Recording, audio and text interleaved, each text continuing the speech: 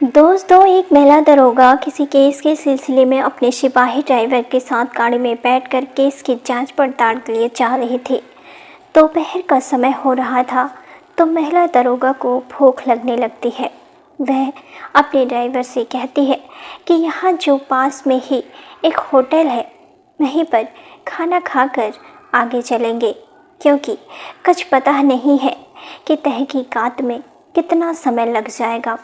शाम भी हो सकती है और मुझे भूख लगी है, तो आज खाना हम होटल पर ही खा लेंगे। वह महिला दरोगा जैसे ही होटल के अंदर जा ही रही होती है तो देखती है कि एक व्यक्ति जूठे बर्तनों को मांज रहा है, उन्हें धोकर साफ कर रहा है। अब जैसे ही उस व्यक्ति के चेहरे को एसपी साहिबा देखती हैं तो उनके होश उड़ जाते हैं, उनके पैरों के नीचे से ज़मीन निकल जाती है और उनकी आंखें भर जाती हैं और वो सबके सामने ज़ोर ज़ोर से रोने लगती हैं। दोस्तों, ये सच्ची कहानी एक साधारण से परिवार की है जिसमें अमर अपनी पत्नी सपना के साथ शहर में रहता है और सपना का सपना था कि वो पढ़ लिख कर एक सरकारी ऑफिसर बन जाए, किसी सरकारी पोस्ट या कोई अच्छी सी नौकरी मेरी लग जाए जिससे कि हमारे घर की आर्थिक स्थिति बेहतर हो जाए। ऐसा सपना अपने दिमाग में विचारों को सोचती रहती थी। लेकिन अमर एक प्राइवेट कंपनी में जॉब करता था और 15,000 उसे सैलरी मिलती थी।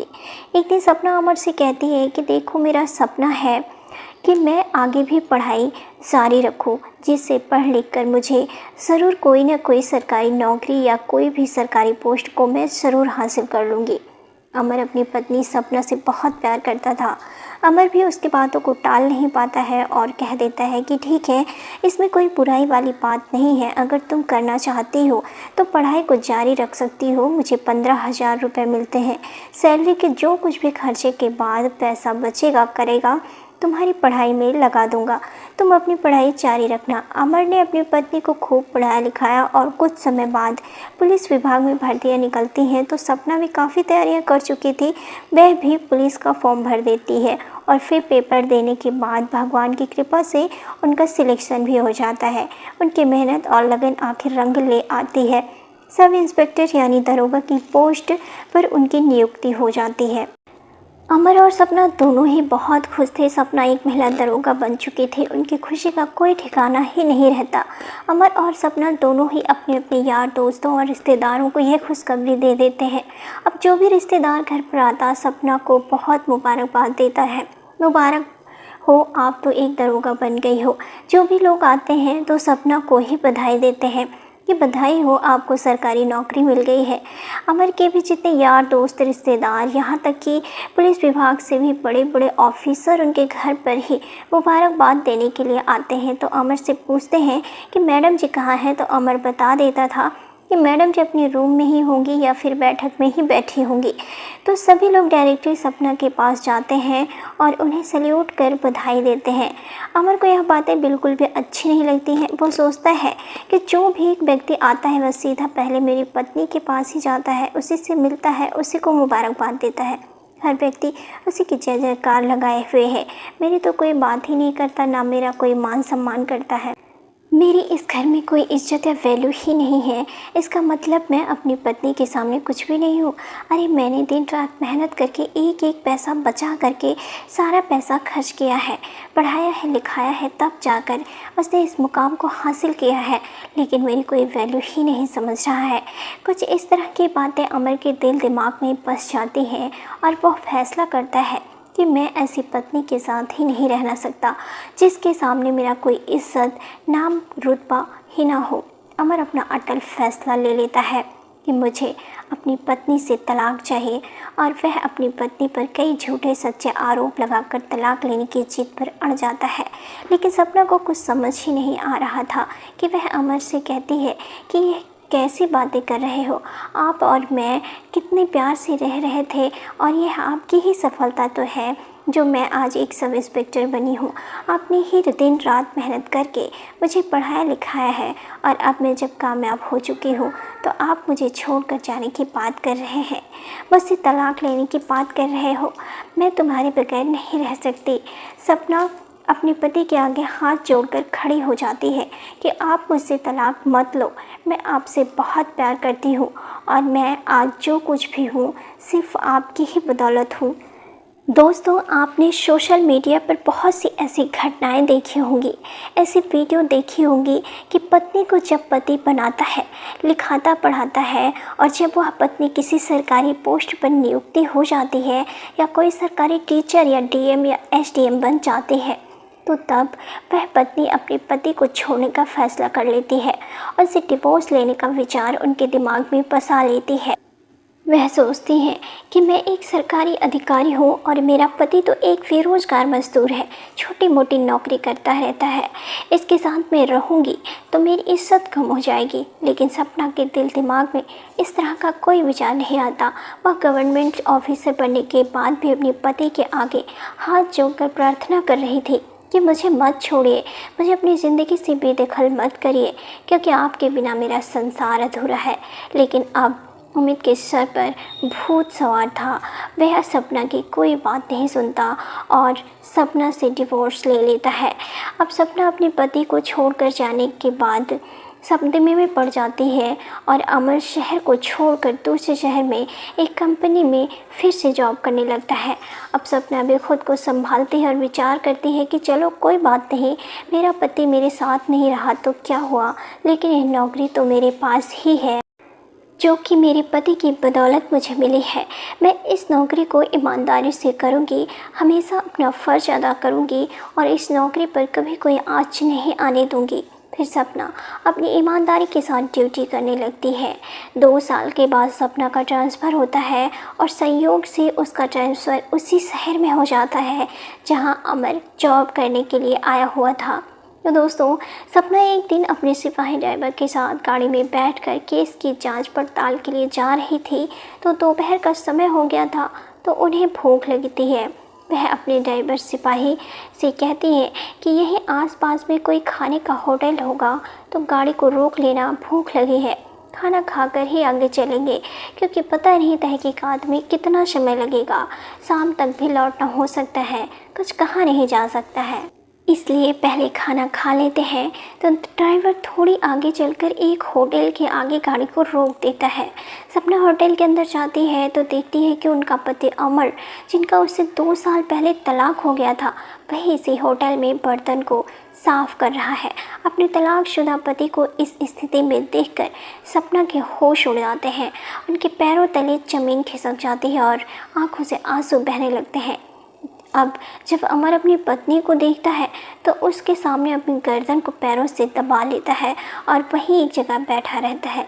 उसकी हिम्मत नहीं हो पाती कि वह वहां से खड़ा भी हो जाए और सपना है उनके पास जाती है और उसके पास बैठकर रोते हुए अपने पति से कहती है कि जब आपने मुझसे तलाक लिया था तो आप एक प्राइवेट कंपनी में अच्छी खासी जॉब करते थे, 15,000 रुपये कमा रहे थे और अब तुम अकेले भी हो या तुमने किसी और लड़की से दूसरी शादी कर ली है।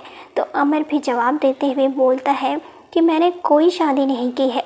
तो सपना पूछती है कि क्या मजबूरी तुम्हारे आगे आ गई थी, ऐसी क्या दुविधा थी कि जो तुम इस होटल में बर्तनों को साफ़ करने का काम करने लगे हो, क्या मजबूरी थी, मुझे बताओ, तुम्हारे साथ क्या समस्या है। अपनी पत्नी से इस तरह की बात सुनकर अमर की आंखें भर जाती हैं। वह भी रोने लगता है और बताता है कि मैं जिस कंपनी में जॉब किया करता था वह शहर को मैंने छोड़ दिया था, क्योंकि उस शहर में मुझे तुम्हारी याद सताया करती थी, क्योंकि तुम्हारे साथ मैंने उस शहर में बहुत हसीन पल बिताए थे। तो मुझसे वहाँ रहा नहीं गया और मैं यहाँ चला आया। यहाँ भी एक कंपनी में जॉब मिल गई थी, लेकिन कुछ दिन बाद मेरे पैर में चोट लग गई थी और जब मैं छुट्टी लेकर कंपनी में बाद नौकरी के लिए गया तो मुझे नहीं रखा गया। मैं बहुत परेशान हो गया और लौटकर अपने रूम पर ही आ गया था। कुछ दिनों तक रूम पर ही खाली पड़ा रहा तो कुछ भी पैसा कमाया हुआ था सभी मेरे पैसे दवाई में खर्च हो गए। लेकिन उसके बाद मैं दर दर भटकता रहा, कहीं कोई नौकरी ना मिली और एक एक पैसे के लिए मैं मजबूर हो गया। पेट भरकर खाना खाने के लिए भी नहीं बचा था। तो मैंने सोचा कि ज़िंदा रहने के लिए खाना तो खाना ही पड़ेगा और मुझे मजबूरी में इस होटल पर ही आना पड़ा। यहाँ आया तो मैनेजर से बात हुई, उन्होंने बताया कि यहाँ तो सभी कामों पर लड़के लगे हुए हैं, यहाँ कोई काम अभी ऐसा नहीं है जो तुम कर सकते हो। हाँ, लेकिन एक काम है, अगर करना चाहो तो यहाँ जूठे बर्तनों को साफ़ करने वाला कोई नहीं है। अगर तुम यह काम करना सकते हो तो मैं तुम्हें अभी से नौकरी पर रख सकता हूँ। मैंने सोचा कि चलो फ़िलहाल बर्तन ही धो लेते हैं, तो तभी से मैं बर्तनों को साफ़ करके अपनी ज़िंदगी को गुजार रहा हूँ। और इतना कहकर वह फूट फूट कर रोने लगता है। तो सपना उससे कहती है कि मैंने कितना समझाया था कि तुम मुझसे तलाक मत लो, लेकिन तुमने मेरी एक ना सुनी और तुम तलाक लेकर ही माने। मगर मैं तुमसे दरोगा बनने से पहले भी उतना ही प्रेम करती थी जितना कि दरोगा बनने की बात कर रही थी। तुमसे बिछड़ने के बाद मैं कई दिनों तक सदमे में पड़ी रही, लेकिन तुम एक बार भी मेरे पास लौट कर नहीं आए और ना आज तक मुझसे संपर्क करने की कोशिश की। खैर, जो हो गया सो हो गया, अब यह सब छोड़ो। लेकिन मुझे आज तक एक बात समझ नहीं आई कि तुमने मुझसे तलाक लिया क्यों था। क्या गलती थी मेरी जो मुझे इतनी बड़ी सज़ा तुमने मुझे दी। तो अमर बताता है कि जब तुम दरोगा बनी तो जो कोई भी आता तुम्हें बधाई देने के लिए आता, तुम्हें ही मान सम्मान देता था, तुम्हें ही मुबारकबाद देता। मुझे कोई कुछ समझ ही नहीं रहा था। यह सब देखकर मुझे बहुत शर्मिंदगी महसूस हो रही थी। यह बात अमर के मुंह से सुनकर सपना कहती है कि तुमने बहुत ही बड़ी गलती कर दी है, बहुत बड़ी तुमसे यह गलतफहमी हुई। अगर आपको यह लग रहा था कि तुम्हारी इससे इज्जत कम हो रही है तो आप मुझे सिर्फ एक बार बता देते, मैं तुम्हारी खातिर यह नौकरी भी छोड़ देती, लेकिन आपको खुद से कभी दूर न होने देती। मैं आज भी आपसे उतना ही प्यार करती हूँ जितना कि पहले करती थी। अमर, अब तुम यह बर्तन धोना मांजना बंद करो और अब आपकी इजाज़त हो तो मैं आपके साथ रहना चाहती हूँ। फिर से अपना लो अमर, और वह उसके गले लगकर रोने लगती है। तो अमर कहता है कि अब आप मेरे साथ कैसे रह सकती हो, क्योंकि मैं तो आपके काबिल भी नहीं हूँ। तो सपना कहती है कि आप मेरे काबिल पहले भी थे और आज भी हो, लेकिन आपकी गलतफहमी और गलत सोच की वजह से हम दोनों बिछड़ गए हैं। कहते हैं गलतफहमी में आकर किसी भी इंसान का हंसता खेलता जीवन बिखर जाता है, और कुछ ऐसा ही हम दोनों के साथ हुआ है। तुम्हारे दिल दिमाग में जो गलतफहमी आई कि मेरी कोई इज्जत नहीं हो रही है, बस इसी कारण तुमने मुझसे तलाक लिया था, लेकिन ऐसा कुछ भी नहीं है। मैं डायरेक्ट सब इंस्पेक्टर बन गई थी, इसलिए सभी लोगों की निगाहें मेरे ऊपर थी और सभी लोग मुझे बधाई दे रहे थे। अगर पत्नी किसी बड़ी पोस्ट पर पहुंच जाती है तो पति का अपने आप ही गर्व से सीना चौड़ा हो जाता है कि देखो हमारी पत्नी इतनी बढ़िया पोस्ट पर पहुंच गई है, और आपके अंदर ये गलतफहमियां कहां से आ गई। लेकिन आप सभी बातों को भूल जाइए, फिर भी मैं तुम्हारे साथ रहना चाहती हूँ, फिर से हमारे खुशहाल जीवन की शुरुआत करना चाहती हूँ। लेकिन अमर अभी भी अपने किए पर बहुत ही शर्मिंदा हो रहा था। फिर भी सपना उसे बहुत प्यार मोहब्बत से समझाती है और गाड़ी में बैठा कर अपने घर ले जाती है। तो फिर ये दोनों दोबारा शादी करते हैं और एक बार फिर से सपना अपने पति के साथ खुशी खुशी रहने लगती है। दोनों का जीवन अब अच्छा चलने लगता है। तो दोस्तों, यह थी आज की कहानी। आपको कैसी लगी हमें कमेंट में ज़रूर बताएं, और सपना के बारे में आपकी क्या राय है, क्या सोच आप सपना के बारे में रखते हैं। जो उसने अमर के साथ किया, क्या वह सही था, और अमर की सोच के बारे में आप क्या राय देंगे। आपके जो भी विचार हो हमें कमेंट में ज़रूर बताएं, हमसे शेयर कीजिए। और अगर कहानी आपको ज़रा सी भी पसंद आई हो तो हमारे चैनल को प्लीज़ सब्सक्राइब कर लीजिए और वीडियो को भी एक लाइक कर दीजिए। मिलते हैं एक नई कहानी के साथ, तब तक के लिए धन्यवाद। जय हिंद।